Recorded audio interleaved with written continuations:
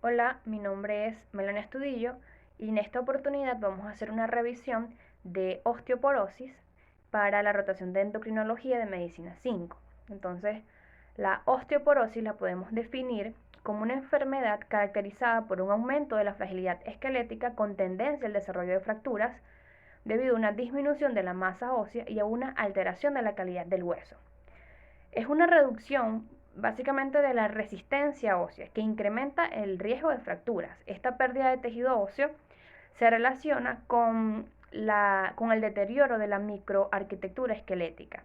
Existen múltiples factores de riesgo que son importantes mencionar, entre los que vamos a mencionar algunos que son inalterables, como el sexo. La osteoporosis es más frecuente en mujeres, generalmente menopáusicas, que donde hay pérdida pues de la función ovárica. La menopausia se inicia generalmente a los 50 años y precipita la pérdida ósea rápida, de tal modo que la mayoría de las mujeres entre los 70 y los 80 años cumplen ya criterios de osteoporosis. Otro factor de riesgo es la edad. La osteoporosis aparece con mayor frecuencia al incrementarse la edad, es decir, al envejecimiento, a medida que se pierde progresivamente el tejido óseo. Conforme se produce el envejecimiento de la población, continuará el aumento en el número de personas con osteoporosis y de fracturas a pesar de la disminución reconocida en el riesgo específico de cada edad. La raza es otro factor de riesgo. Se ha estudiado que las personas caucásicas a los 50 años hay un 14% de probabilidades en las mujeres que presenten fracturas y 5% en los hombres. Ahora, el riesgo entre los individuos de raza negra es menor casi a la mitad. Hay otros factores de riesgo como el déficit de vitamina D, la inactividad física, el tabaquismo y los antecedentes familiares. Las fracturas son factores de riesgo por sí mismas para fracturas futuras. Las características epidemiológicas son diferentes en los tipos de fractura y esto es importante mencionarlo porque en la osteoporosis vamos a tener que hay mayor fracturas en la osteoporosis y en la edad mayor de 50 años, ya que los pacientes en este momento se relacionan con la manera en que se caen los pacientes. Entonces, conforme envejecen, como lo menciono, son menos las que ocurren sobre el brazo estirado y es más frecuente que sea sobre la cadera. Por eso en mayor edad, es decir, mayores de 50 años, es más probable que ocurran fracturas en la cadera, en el cuello femoral y en pacientes con otras o con mayores probabilidades de osteoporosis, son frecuentes las fracturas en las vértebras. Aquí tenemos una clasificación. Esta información la podemos adquirir o la tenemos en el Harrison y esta clasificación la encontré en el Farreras, donde dividen la osteoporosis en osteoporosis primarias, las involutivas, que son las posmenopáusicas tipo 1, y la senil, que es la tipo 2, y la idiopática juvenil, que se presenta en la adolescencia, y la otra idiopática en el adulto joven. Y entre las osteoporosis secundarias vamos a tener, a consecuencia de causas endocrinas, que son algunas enfermedades que ya hemos mencionado, que ya hemos hablado en la rotación, como el hipertiroidismo, como el hiperparatiroidismo y el hipercortisolismo. Entre las enfermedades hematológicas, el mieloma, la leucemia; entre las genéticas, la osteogénesis imperfecta, la homocistinuria, los fármacos, los glucocorticoides, los antiestrógenos y los antiandrógenos, que lo vamos a mencionar más adelante. También la inmovilización es causa de osteoporosis secundaria y la artritis reumatoide. La osteoporosis es consecuencia de la pérdida de hueso por cambios normales relacionados con la edad, que se producen en la remodelación ósea, así como por factores intrínsecos y extrínsecos que exageran este proceso. El proceso de remodelación ósea, como lo observamos en la diapositiva, es el mecanismo fundamental por el que ocurre la osteoporosis. En los adultos, la modelación ósea, no la modelación, es quien constituye el proceso metabólico fundamental, porque durante el crecimiento el esqueleto aumenta en tamaño mediante un crecimiento lineal, es decir, por aposición del tejido óseo nuevo en superficies externas de la corteza. Este proceso se denomina fenómeno de modelación y permite que los huesos largos se adapten en su forma a las fuerzas que actúan sobre ellos. Ahora, el incremento de la producción de hormonas sexuales es fundamental y súper importante en la pubertad porque produce o ayuda en la producción de la maduración ósea máxima. Ahora, en los adultos, como mencioné, ocurre la remodelación ósea. Y este es el mecanismo de la osteoporosis. Y la remodelación ósea tiene dos funciones principales. Uno, reparar la microlesión dentro del esqueleto para conservar la fuerza del mismo y asegurar por decirlo de una forma, la juventud del esqueleto, ¿sí? Y esta remodelación se activa por la microlesión ósea, que se da como resultado de una fuerza excesiva o acumulada. Por eso es frecuente en las edades, en la vejez. La segunda función es obtener calcio es que el cuerpo obtenga calcio a partir del esqueleto. Como ya sabemos, el hueso está formado por calcio y fósforo, básicamente, que forman la hidroxiapatita, componente fundamental o importante, en la formación del hueso.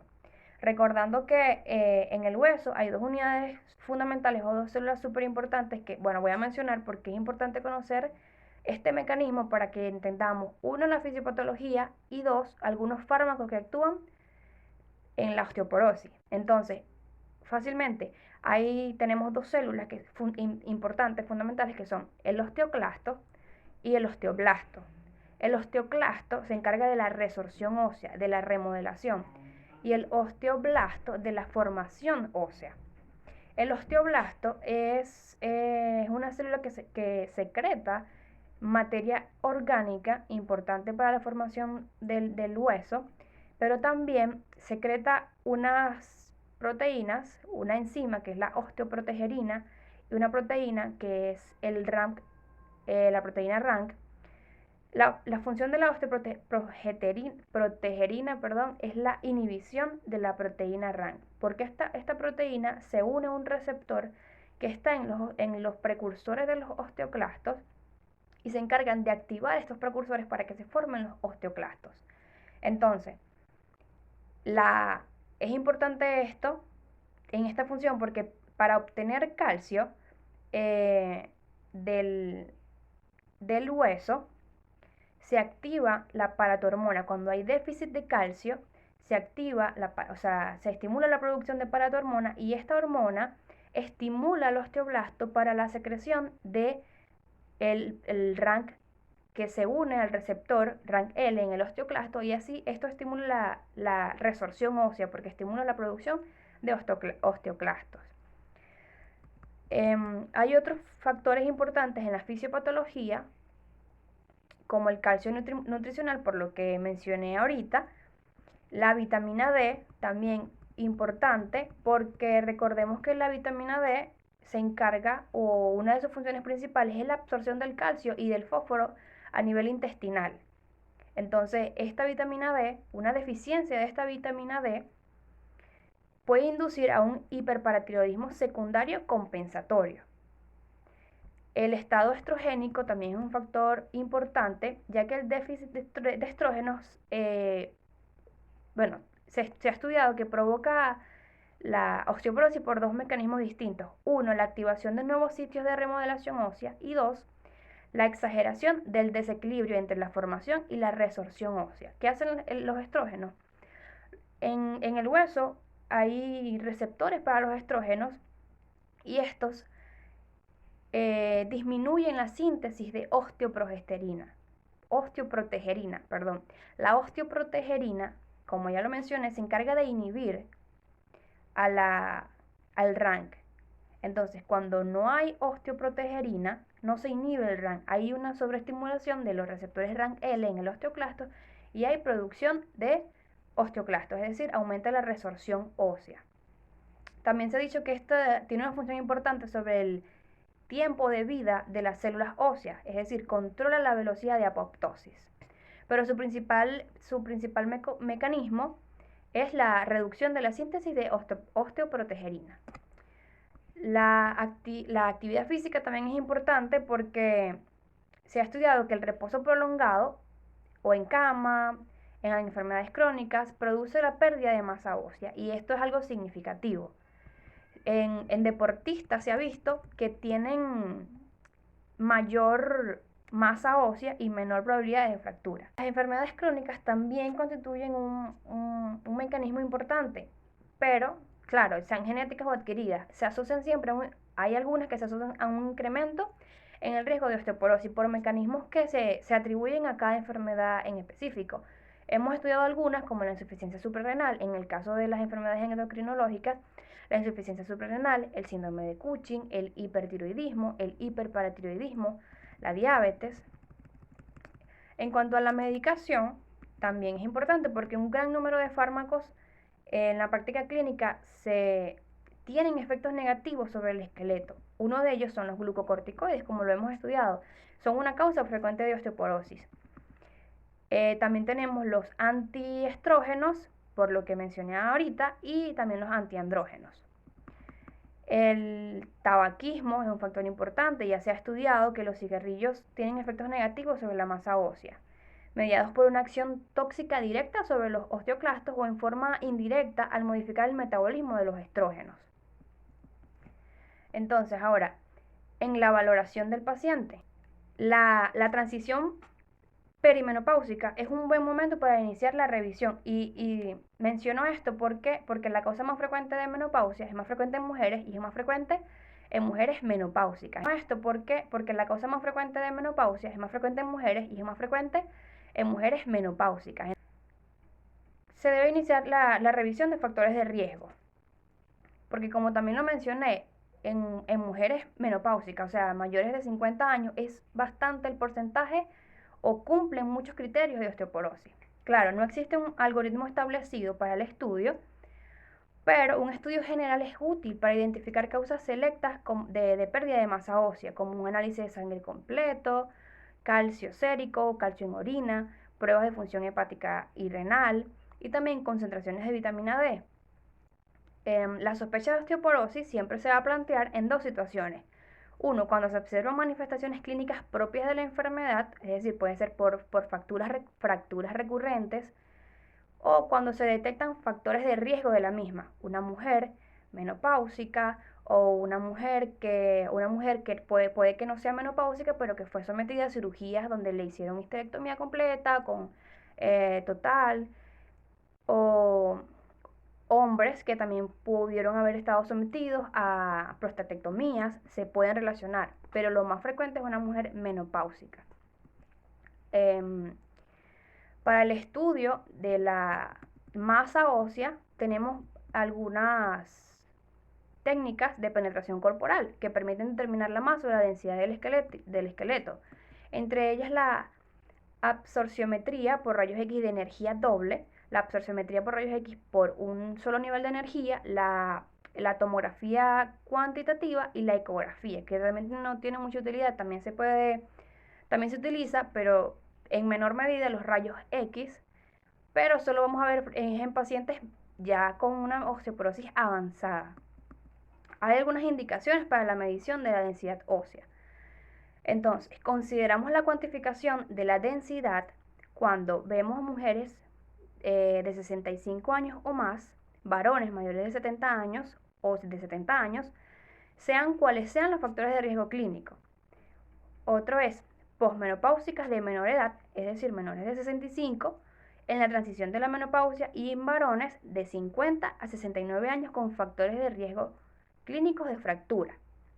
Adultos que tuvieron una fractura después de los 50 años o adultos con un trastorno como artritis reumatoide, es decir, que están bajo tratamiento con glucocorticoides en dosis diarias mayores o iguales a 5 miligramos de prednisona o equivalente durante más de 3 meses, que se acompañaron de masa ósea pequeña o pérdida ósea. Ahora, vamos a hablar del tratamiento farmacológico, ya que también existe un tratamiento no farmacológico que lo vamos a hablar más adelante. Ok, los fármacos que se disponen para el tratamiento de la osteoporosis son los bifosfonatos, el denosumab, el renalato de estroncio, los estrógenos. Hay múltiples tratamientos, pero en esta diapositiva puse esto porque, uno, los bifosfonatos, antes, al inicio de cuando se empezó a estudiar la terapéutica de la osteoporosis, los estrógenos eran la principal línea de tratamiento para osteoporosis. Pero con el continuar de los años se fue observando que habían mayores probabilidades con los estrógenos de fracturas, mujeres que se seguían fracturando, que se seguían sufriendo osteoporosis y que además aumentaba el porcentaje o aumentaba la probabilidad de que la mujer padeciera de cáncer de útero. Entonces, este tratamiento actualmente no es el de primera línea. Para esto se crearon unos moduladores selectivos de los receptores de estrógenos, pero el tratamiento de primera línea actualmente son los bifosfonatos, que reducen el recambio óseo e incrementan la masa. Estos bifosfonatos están relacionados estructuralmente con los pirofosfatos. Son compuestos que se incorporan a la matriz ósea y por eso se alteran de manera específica la función del osteoclasto. Así reducen su número y pueden incluso inducir su apoptosis. Se han mostrado útiles desde el punto en la prevención de fracturas vertebrales, no vertebrales y de cadera. Y esto es importante. También es importante conocer que los bifosfonatos no se absorben bien. Entonces es importante que los administremos o los indiquemos en ayunas, 30 minutos antes del desayuno. Y ya que estos son bastante lesivos al tracto digestivo superior, se le debe exigir al paciente que no adopte el decúbito durante media hora siguiente a que se tomó el medicamento. Entre los bifosfonatos tenemos el alendronato, que se indica 5 miligramos al día durante 2 años y luego 10 miligramos al día por 9 meses. El risedronato, que se indica 5 miligramos al día, pero también puede administrarse en dosis de 70 miligramos 2 días consecutivos una vez al mes.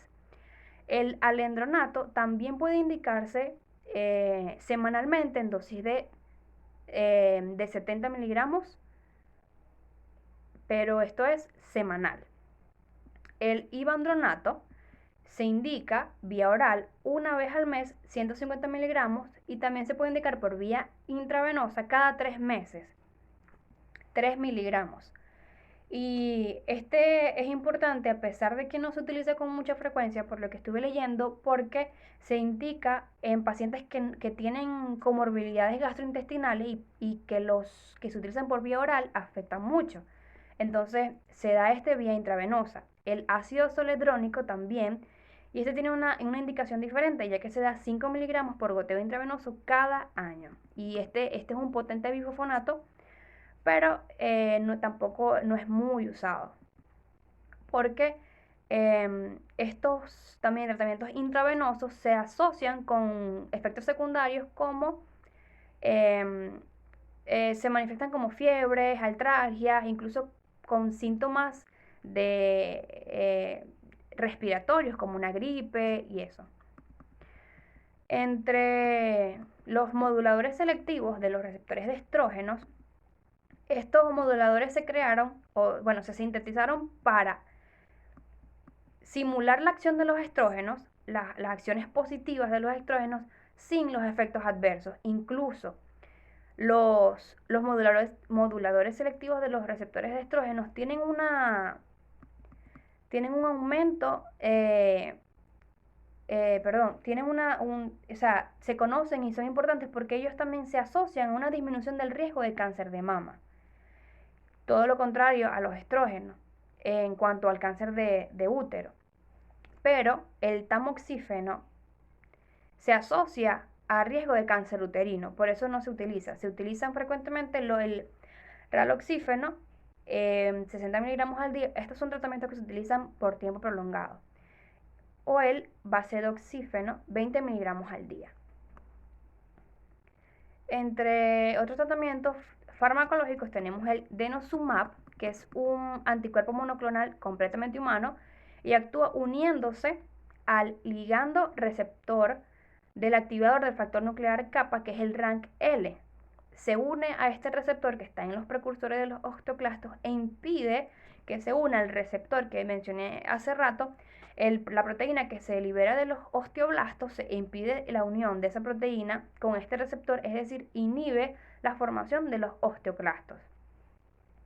Se indican 60 miligramos subcutáneos una vez cada 6 meses.